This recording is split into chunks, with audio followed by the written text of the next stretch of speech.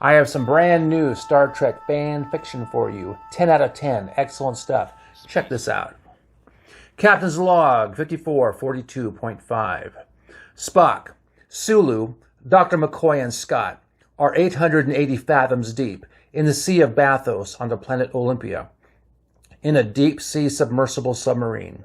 The crew is in search of the remains of an Enterprise shuttlecraft lost 18 hours prior that crashed on the water's surface in response to an ion storm.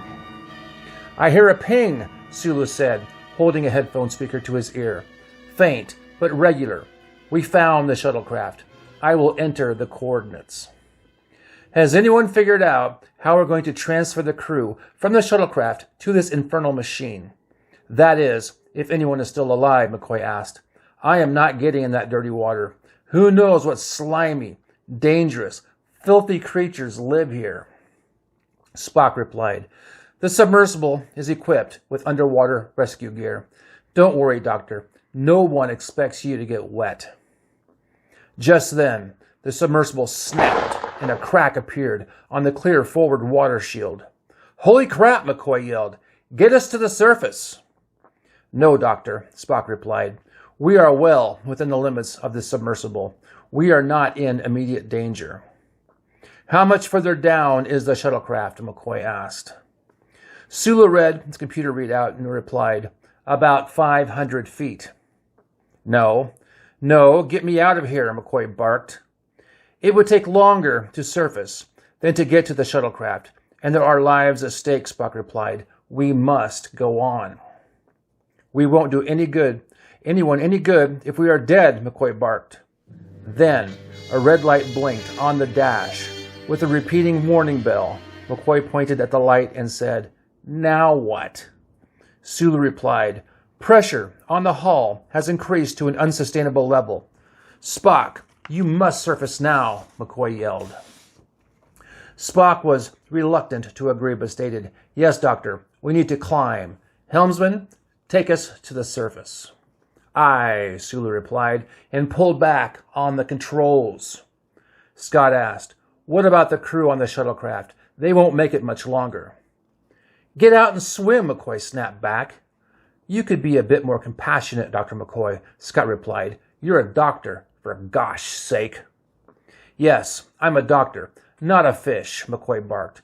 "What point is there if we all die? If you were a decent engineer, you would have found a way to transport them out of the shuttlecraft onto the shore." "Oh, don't go there, Doctor," Scott said. "Transporting through the water is nothing like transporting through space." "Tell that to the crew on the shuttlecraft," McCoy said. "That's not fair," Scott replied. "This isn't my fault. The transporter on this machine isn't strong enough." "Of course it's your fault," McCoy said. "I'm a mile down under an ocean in a defective death tube because you can't do basic engineering." Scott reached over and grabbed McCoy by his face and slammed his ear into the side of the submersible. "I'll show you engineering, you son of a bitch," Scott yelled. McCoy reached for his hypodermic syringe and tried to jab the needle end into Scott's arm, but was unable to get the angle right. Instead, he punched Scott in the back of the head and tried to strangle him from behind. "Stop!" Spock yelled as he tried to get a Vulcan neck pinch on McCoy. "Get your slimy Vulcan fingers off me," McCoy yelled as he scooted back away from the rest of the crew. Then another crack, this time from the rear, and the submersible tipped down and began to free fall.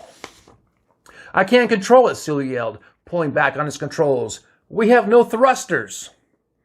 "How long until we reach crush death?" Spock asked.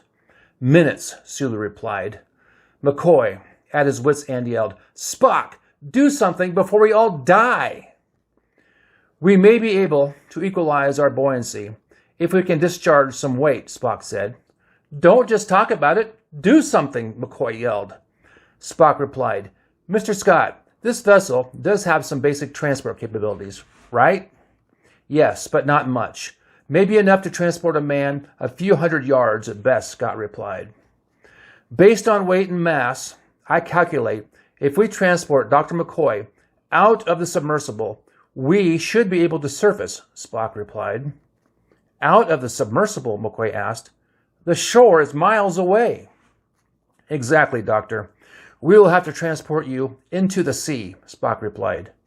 I can probably do that, Scott said. Give me a minute to configure the transporter.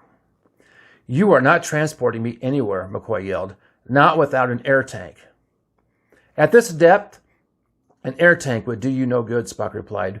Your body would be crushed, and you would dissolve into the surrounding sea. Who are you to decide who lives and who dies, McCoy asked. You and I are about the same size. You go. I am 8 kilograms lighter than you. I don't have enough mass, Spock replied. I will speak at your funeral and tell everyone of your unselfish self-sacrifice. There you go. Right there, hopefully, will be a link to all of my fan fiction stories. Then you can watch them all. I have like 30 of them now. Subscribe. I need lots more subscribers. This is fun to do. I wrote them all myself. I do appreciate you being here. Thanks again.